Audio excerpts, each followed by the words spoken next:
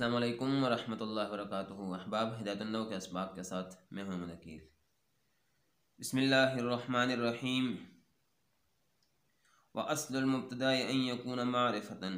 وَأَصْلُ الْخَبْرِ أَن يَكُونَ نَكِرَةً وَالنَّكِرَةُ إِذَا وُصِفَتْ جَازَ أَن تَقَعَ مُبْتَدَأً نَحْوُ قَوْلِهِ تَعَالَى وَلَعَبْدٌ مُؤْمِنٌ خَيْرٌ مِّن مُشْرِكٍ وَكَذَا إِذَا تُخُصِّصَتْ بِوَجْهٍ آخَرَ نحو رجل في الدار ام امرأة وما احد خير منك وشر احر ذا ناب وفي الدار رجل وسلام عليك۔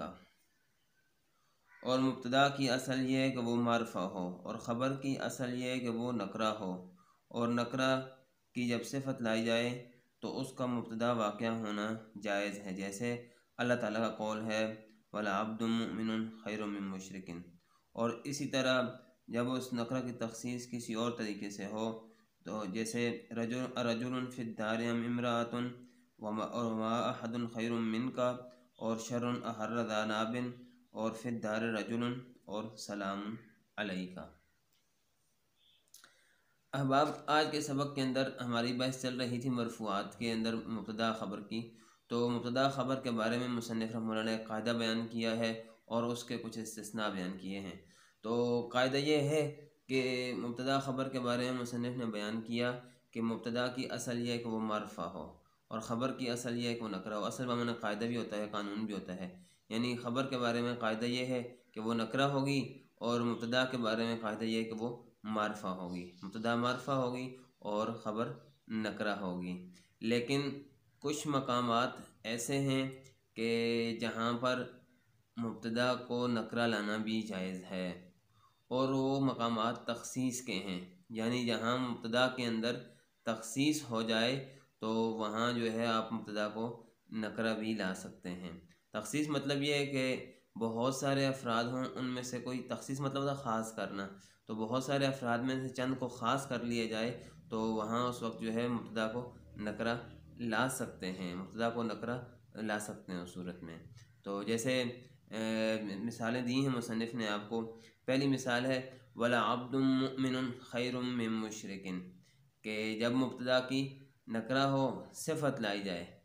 جب مبتدا کی صفت لائی جائے تو اس صورت میں مبتدا کا نکرہ ہونا بھی جو ہے جائز ہے، اس لیے کہ صفت لانے کے ساتھ اس کے اندر نکرہ کے اندر تخصیص آ جائے گی۔ نکرہ کے اندر عموم ہوتا ہے تو معرفہ کے اندر خصوص ہوتا ہے، تو جب نکرہ کے اندر تخصیص آ جائے گی تو وہ نکرہ جو ہے تخصیص کی وجہ سے معرفہ کے قریب ہو جائے گا۔ جب معرفہ کے قریب ہو جائے گا تو اس صورت میں جو ہے جو چیز جس کے قریب ہوتی ہے اس پر وہی حکم لگتا ہے، تو اس لیے پھر اس کا معرفہ نکرہ جو ہے اس کا خبر مبتدا لانا بھی درست ہوگا، جائز ہوگا۔ جیسے بلا عبد مؤمن، دیکھیں عبد جو ہے غلام کے لیے ہے، غلام کو کہتے ہیں ولا عبد مؤمن خیر من مشرک، اور البتہ مومن غلام مشرک غلام سے بہتر ہے۔ تو دیکھیں ولا عبد میں جو ہے غلام کے اندر مومن غلام بھی شامل تھا، مشرک غلام بھی شامل تھا، کافر بھی شامل تھا، فلاں فلاں بھی شامل تھا۔ عبد کے اندر غلام سب قسم کے ہوتے ہیں، لیکن جو ہی فرمایا گیا کہ ولا عبد مؤمن،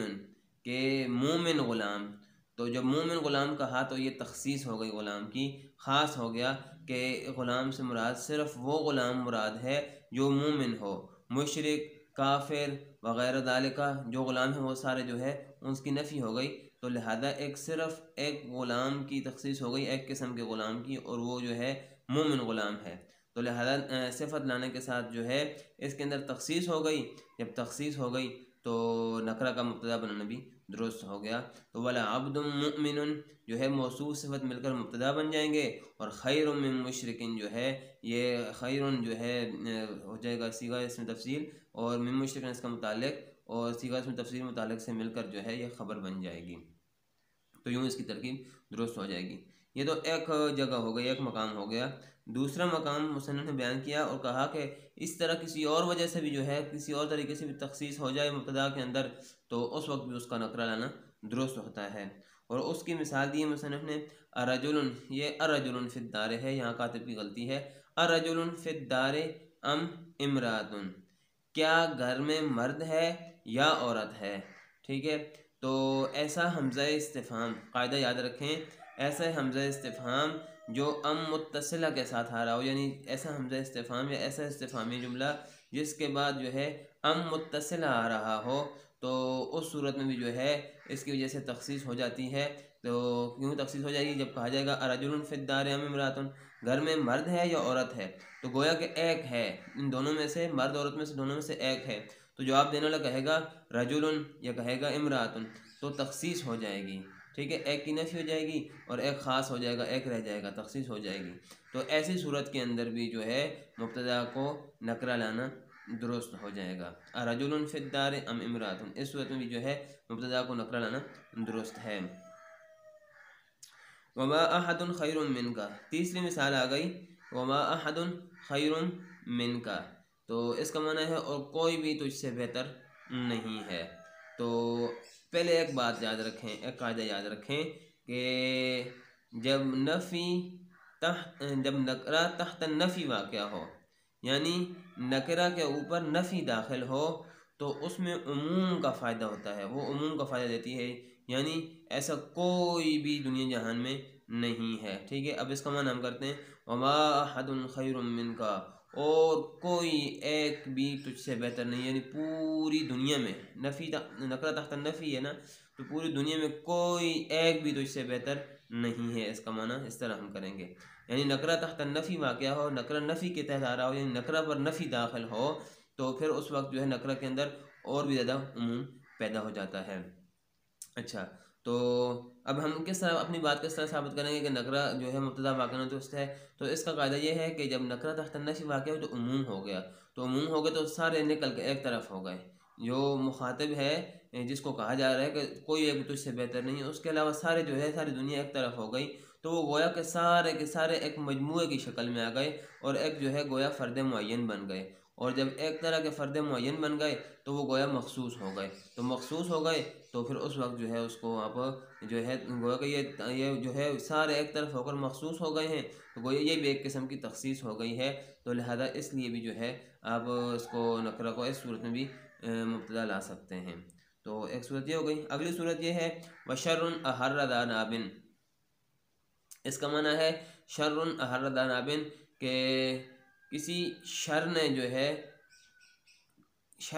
ہے بڑے شر نے کتے کو بھونکایا، شر احر ذا ناب، احر معنی بھونکانا،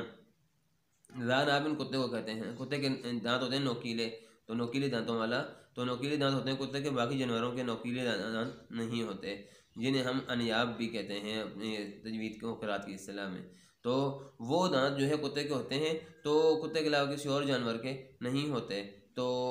اس کا معنی ہے کہ کسی بڑے شر نے کتے کو بھونکایا، تو شرن کے اندر تخصیص ہے اصل میں جس طرح آپ نے پیچھے مثال پڑھی نا والا عبد مؤمن، کہ صفت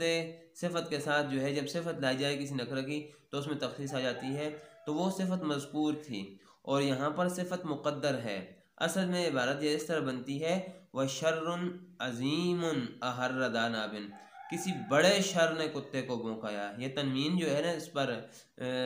شرن پر جو تنوین ہے یہ تعظیم کے لیے ہے، یہ قرینہ اور دلیل ہے کہ یہاں شر سے مراد کوئی عام شر نہیں ہے بلکہ شر عظیم، کسی بڑے شر نے جو ہے کتے کو بھونکایا، لا شر عظیم لا حقیر، ٹھیک ہے، کسی بڑے شر نے کتے کو بھونکایا، چھوٹے شر نے نہیں بھونکایا، ٹھیک ہے۔ تو جب وہی بات ہے کہ صفت ہے یہاں پر لیکن مقدر ہے، جس طرح وہاں مذکور تھی تو اس کی جیسے تخصیص ہو گئی تھی، یہاں مقدر ہے تو اس کی جیسے تخصیص ہو گئی، تو گویا صفت مذکور ہو تب بھی تخصیص ہو جائے گی اور صفت مقدر ہو تب بھی جو ہے تخصیص ہو جائے گی، تو یہاں بھی اسی طرح کی تخصیص ہو گئی ہے۔ باقی یہاں تفصیلی باتیں بھی ہیں، بہت ساری ابحاث بھی ہیں، وہ انشاءاللہ آپ اگلی کتابوں کے اندر پڑھ لیں گے۔ اگلی مثال ہے وَفِي الدَّارِ رَجُلٌ، اس کا معنی آپ کریں گے، فی الدار رجل کا معنی آپ کریں گے گھر میں مرد ہے، یہ غلط ترجمہ ہے، اس کا ترجمہ ہے گھر میں مرد ہی ہے، قاعدہ یاد رکھیں کہ قاعدہ ہے کہ التقدیم ما حقہ التاخیر یفید الحصر والاختصاص، کہ جس مقدم کر دینا اس چیز کو جس کا حق مؤخر ہے، یعنی پیچھے آنے والا جس کا حق ہے، تو وہ جو ہے وہاں حصر کا فائدہ ہوتا ہے، اختصاص کا فائدہ ہوتا ہے، یعنی کسی ایسی چیز کو مقدم کر دینا، کسی ایسے اسم کو یا کسی ایسی چیز کو مقدم کر دینا جس کا حق بعد میں ہے، جب آپ نے اس کو مقدم کر دیا تو اس طرح تخصیص پیدا ہو جاتی ہے، خاص جو ہے وہاں تخصیص والا معنی پیدا ہو جاتا ہے، اختصاص والا حصر والا معنی جو ہے پیدا ہو جاتا ہے۔ تو اب آپ کہیں رجل فی الدار، تو اس کا معنی ہوگا گھر میں مرد ہے، ٹھیک ہے، عورت کی نفی نہیں ہے کہ عورت ہے یا نہیں، عورت کی نفی نہیں ہے، لیکن جب آپ کہیں گے فی الدار رجل تو اس کا معنی ہوگا گھر میں مرد ہی ہے، یعنی مرد کا ثبوت ہے، وجود ہے، اور عورت کی نفی کر رہے ہیں آپ کہ مرد تو ہے لیکن عورت گھر کے اندر نہیں ہے، ٹھیک ہے۔ تو فی الدار رجل میں اس طرح تخصیص، رجل فی الدار میں تخصیص نہیں ہے، لیکن فی الدار رجل میں تخصیص ہو جائے گی، اس لیے کہ تقدیم ما حق و تاخیر والا قاعدہ یاد رکھیں نا کہ فی الدار رجل، فی الدار جو ہے مبتدا ہے، فی الدار جار مجرور متعلق ظرف مستقر جو ہے کہ ثبت یا ثابت سے متعلق ہو کر جو ہے خبر مقدم، اور رجل جو ہے مبتدا مؤخر ہوگی۔ تو تقدیم ما حق و تاخیر سے جو ہے حصر کا فائدہ ہو گیا، تو جب حصر آ گئی تو ایسی صورت میں بھی جو ہے آپ مبتدا کو نکرہ لا سکتے ہیں، جس طرح یہاں فی الدار رجل میں رجل مبتدا نکرہ ہے۔ تو اس طرح دیکھیں یہ اختصاص اور حصر والا معنی جسے ہم سورہ فاتحہ کے اندر پڑھتے ہیں ایاک نعبد و ایاک نستعین، تو اب ہم اس کا معنی یہ نہیں کریں گے کہ ہم تیری عبادت کرتے ہیں اور تجھ سے مدد مانگتے ہیں، کیونکہ ایاک مفعول ہے تو اور اس کو مقدم کر دیا ہے، تو مقدم کر دیا ہے تو لہذا یہاں بھی حصر پیدا ہو گئی، تو یہاں معنی ہم کریں گے ایاک نعبد، ہم تیری ہی عبادت کرتے ہیں، تیرے سوا کسی کی عبادت نہیں کرتے، وَإِيَّاكَ نَسْتَعِينُ، اور تجھ ہی سے مدد مانگتے ہیں، تیرے سوا کسی سے مدد نہیں مانگتے۔ تو حصر والا معنی پیدا ہو گیا، اختصاص والا معنی پیدا ہو گیا، تو جہاں اختصاص اور حصر والا معنی پیدا ہو تقدیم کی وجہ سے، تو وہاں پر بھی آپ مبتدا کو نکرہ لا سکتے ہیں۔ وَسَلَامٌ عَلَيْكَ، وَسَلَامٌ عَلَيْكَ، ایس جیسی مثالوں کے اندر بھی جو ہے آپ مبتدا کو نکرہ لا سکتے ہیں، اور یہاں اس مثال سے مراد ایسی ہے کہ جس میں جو ہے نسبت، اسے کہتے ہیں نسبت الی المتکلم، تخصیص بالنسبت الی المتکلم، کہ یہاں تخصیص متکلم کی طرف نسبت کرنے کی وجہ سے آئی ہے۔ متکلم کی طرف نسبت کیسے ہوئی ہے یہاں پر، پہلے تو اس بات کو سمجھیں۔ اس بات کو سمجھنے کے لیے آپ کو اس عبارت کو سمجھنا پڑے گا سلام علیکہ کو، کہ سلام علیکہ اصل میں تھا سلمت سلاما علیکہ، میں نے سلام کیا تجھ پر سلام کرنا، مفعول مطلق تھا پہلے، سلاما علیکہ مفعول مطلق تھا، تو پھر اس عبارت کو جو ہے معدول کیا گیا، اس عبارت میں جو ہے عدل کیا گیا، یعنی اس عبارت کو جملہ فعلیہ سے جملہ اسمیہ کی طرف لایا گیا، اس لیے کہ جملہ فعلیہ کے اندر حدوث ہوتا ہے، جملہ فعلیہ کے اندر جو معنی پایا جاتا ہے وہ عارضی ہوتا ہے، اس میں حدوث ہوتا ہے مطلب وہ عارضی ہوتا ہے، آ کر جو ہے ہو گیا، گزر گیا، ختم ہو گیا، اور جملہ اسمیہ کے اندر دوام ہوتا ہے، اس کے اندر ہمیشگی والا معنی پایا جاتا ہے، اور استمرار والا معنی، ہمیشگی والا معنی جو ہے اس کے اندر پایا جاتا ہے، تو اس کو جملہ فعلیہ سے جملہ اسمیہ کی طرف جو ہے معدول کیا گیا، جملہ اسمی بنا دیا گیا، تو سلم تو فعل کو حذف کیا گیا، سلم تو فعل کو، اور سلامن علیکہ تھا تو سلامن کو جو ہے مبتدا بنا کر سلامن کر دیا گیا، اور علیکہ جو ہے اس کی ظرف مستقر جار مجرور ظرف متعلق ظرف مستقر خبر ہو جائے گی، تو یوں جو ہے یہ نسبت متکلم سلام کر رہا تھا نا، سلم تو تھا نا، میں متکلم یہ سلام پیش کر رہا تھا، تو یہاں متکلم کی طرف تخصیص ہے کہ میں سلام کر رہا ہوں، کوئی اور سلام نہیں کر رہا، تو یہ تخصیص ہو گئی، تو اسے کہتے ہیں تخصیص بالنسبت الی المتکلم، متکلم کی طرف نسبت کرتے ہوئے یہاں تخصیص آ گئی، تو ایسی صورت کے اندر بھی جو ہے آپ مبتدا کو نکرہ لا سکتے ہیں۔ تو یہ کچھ مقامات تھے جہاں مبتدا کو آپ جو ہے نکرہ لا سکتے ہیں، اور ان کے جو ہے مصنف نے مثالیں دی ہیں، اور میں نے آپ کے سامنے ان تمام مثالوں کے جو ہے ذیل میں تمام قواعد بیان کر دی ہیں، آپ ان قواعد کو اچھی طرح یاد کر کے سمجھ لیں، اور یہ امتحانی مقام ہے، یہ باتیں جو ہے ایسے سوالات اور ایسی عبارت امتحان کے اندر آ سکتی ہے جس سے آپ کا جو ہے امتحان لینا مقصود ہو کہ یہ مشکل مقامات میں سے ہے، اگرچہ جو ہے اس کو جو ہے سمجھنا مشکل نہیں ہے، بس یاد کرنے کے حوالے سے باتیں ہیں کہ یہ باتیں ہم کو یاد ہونی چاہیے، تو یہ اگلی کتابوں کے اندر بھی کام آئیں گی، تو ان کو اچھی طرح سے جو ہے تکرار کر کے یاد کر لیں۔ ملتے ہیں اگلے سبق میں، تب تک اجازت دیجیے، اللہ حافظ۔